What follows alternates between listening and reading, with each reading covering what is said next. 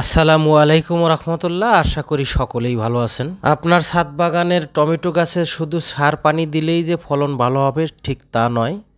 সার পানি ছাড়াও বেশ কিছু পরিচর্যা রয়েছে, সেগুলো করলে টমেটো গাছের ভালো ফলন হবে এবং টমেটো গাছটি দীর্ঘস্থায়ী হবে। তো আজকে আপনাদের টমেটো গাছের টমেটো ধরার পরের কয়েকটি পরিচর্যা আপনাদের দেখাবো। প্রথম পরিচর্যা হলো টবের গোড়ায় মালচিং পদ্ধতি করতে হবে, অর্থাৎ সহজেই মাটি শুকিয়ে না যায় সেই জন্য কিছু খড়কুটো দিয়ে মাটি ঢেকে দিতে হবে। যখন টমেটো ধরা শুরু হবে ঠিক এই সময় এই কাজটি অবশ্যই করতে হবে, না হলে একেবারেই গোড়া যখন তখন শুকে যাবে এবং বেশি বেশি পানি দিতে হবে, সেই বিষয়টি টমেটো গাছের জন্য খুব খারাপ। মালচিং করলে টমেটো গাছের অল্প পানি দিলেই সেই পানিটি বেশি দিন ধরে থাকে এবং গোড়া সবসময় একটু ভেজা ভেজা থাকে, যার ফলে টমেটো গাছের পানি ঘাটতির যে প্রবলেম সেটা থাকবে না। একবার যদি পানির ঘাটতি হয় তাহলে টমেটো গাছ প্রথম পর্যায়ে যে নুয়ে পড়বে সেখান থেকে সেই গাছটি ক্ষতিগ্রস্ত হবে। আর একটি পরিচর্যা হলো, যখন আপনাদের টমেটো গাছে টমেটো ধরা শুরু হবে ঠিক সেই সময় বাড়তি কিছু পাতা কেটে দিতে হবে। গাছের ভিতরে খুব সহজে যেন আলো বাতাস যায় সেই কাজটি করতে হবে, না হলে ফলন বেশি হবে না। আরেকটি গুরুত্বপূর্ণ পরিচর্যা সেটি অবশ্যই আপনাদের করতে হবে। আমরা বেশিরভাগ টমেটো গাছে জৈব সার দিয়ে থাকি, বা ছাদ বাগানে যারা করেন তারা অবশ্যই জৈব সার ব্যবহার করে থাকেন।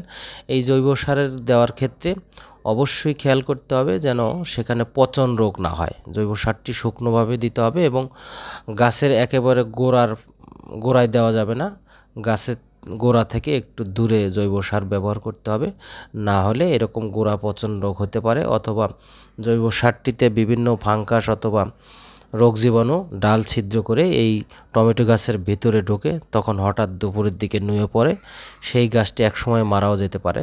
সেরকম একটি গাছ আমার রয়েছে, মারা গিয়েছে। অর্থাৎ পানি দেওয়ার ক্ষেত্রেও খুব সাবধানে পানি দিতে হবে।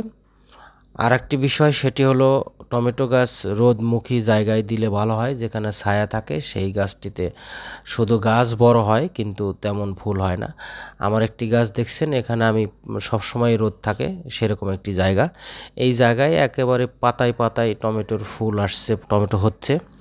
তো সেই জন্য আপনারা এই বিষয়টিও খেয়াল করতে হবে। এটি একটি পরিচর্যার মধ্যেই পড়ে যে টমেটো গাছ যেখানে রোদ বেশি সেখানে দিতে হবে, এবং মাঝে মধ্যে আপনারা গোড়া পরিষ্কার করে দিতে পারেন।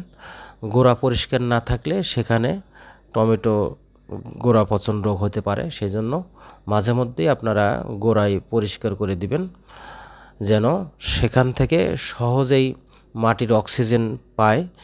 সেই জন্য আপনারা হালকা নিড়ানিও দিতে পারেন, অর্থাৎ গোড়ায় যেন কোনো পচা জৈব সার অথবা পাতা পচা বা স্যাঁতস্যাঁতে ভাব এরকম না থাকে। ভিডিওটি আশা করি ভালো লেগেছে, তাই আমার চ্যানেলটি দয়া করে সাবস্ক্রাইব করবেন।